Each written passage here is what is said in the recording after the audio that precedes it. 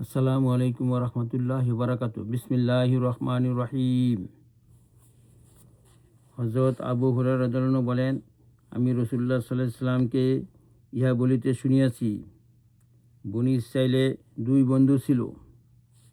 তাহাদের মধ্যে একজন গুনাহ করিত এবং দ্বিতীয়জন খুব ইবাদত করিত। ইবাদতকারী যখনই গুনাহগারকে গুনাহ করিতে দেখিত, তখন তাহাকে বলিত, তুমি গুনাহ হইতে ফিরিয়া যাও। একদিন তাহাকে গুনাহ করিতে দেখিয়া বলিল, তুমি গুনাহ হইতে ফিরিয়া যাও। উত্তরে সে বলিল, আমাকে আমার রবের উপর ছাড়িয়া দাও, আমি বুঝিব এবং আমার রব বুঝিবে।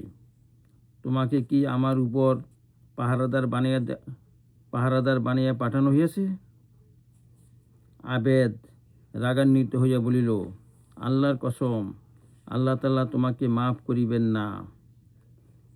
অথবা ইহা বলিয়াছে যে, আল্লাহ তাআলা তোমাকে জান্নাতে দাখিল করিবেন না। অতঃপর দুইজনেই মারা গেল এবং রূহ জগতে উভয়ই আল্লাহ তাআলার সামনে একত্রিত হইয়া গেল। আল্লাহ তাআলা আবেদকে জিজ্ঞাসা করিলেন, তুমি কি আমার সম্পর্কে জানিতে যে আমি মাফ করিব না?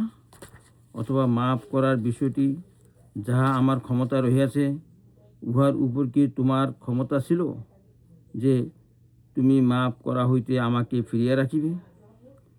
আর গুনাহগার লোকটিকে বলিলেন, আমার রহমতে জান্নাতে চলিয়া যাও, কেননা সে রহমতের আশাবাদী ছিল। আর দ্বিতীয় ব্যক্তি অর্থাৎ আবেদ সম্পর্কে ফেরেশতাদের বলিলেন, তাহাকে জাহান্নামে লইয়া যাও। আবু দাউদ। ফায়দা: উক্ত হাদিসের উদ্দেশ্য এই নয় যে গুনাহের উপর সাহস করা হইবে, কেননা এই গুনাহগার লোকটির ক্ষমা আল্লাহ তাআলার মেহেরবানিতে হইয়াছে।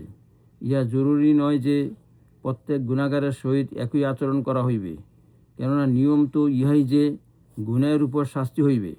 উক্ত হাদিসের উদ্দেশ্য ইহাও নয় যে গুনাহ ও নাজায়েজ কাজে বাধা দেওয়া হইবে না, কেননা কোরআন ও হাদিসের শত শত জায়গায় গুনাহের কাজে বাধা দেওয়ার হুকুম রহিয়াছে এবং বাধা না দেওয়ার উপর ধমকি আসিয়াছে। বরং হাদিসের অর্থ এই যে, ইবাদতকারীর নিজের ইবাদতের উপর অহংকার হওয়া উচিত নয়, যাহাতে সে আল্লাহ তাআলার অধিকারের মধ্যে হস্তক্ষেপ করিয়া এত বড় কথা বলিবার সাহস করে যে কসম খাইয়া কাহারও ক্ষমার বিষয় অস্বীকার করিবে।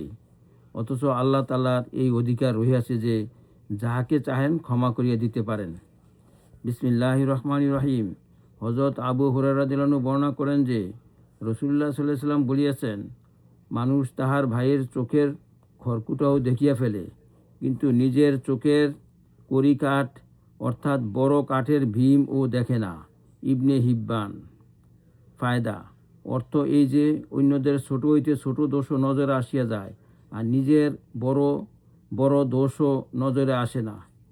ইয়া আল্লাহ, আমাদেরকে আমল করার তৌফিক দান করুন।